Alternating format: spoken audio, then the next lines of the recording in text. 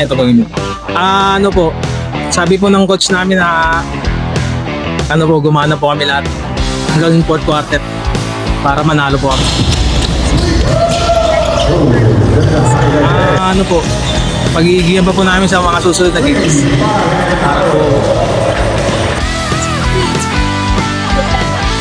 inspirasyon ko po yung pamilya ko, yung asawa ko, pati yung dalawang anak ko.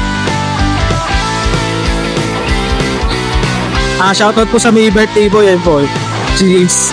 Saka sa Fiber Home family.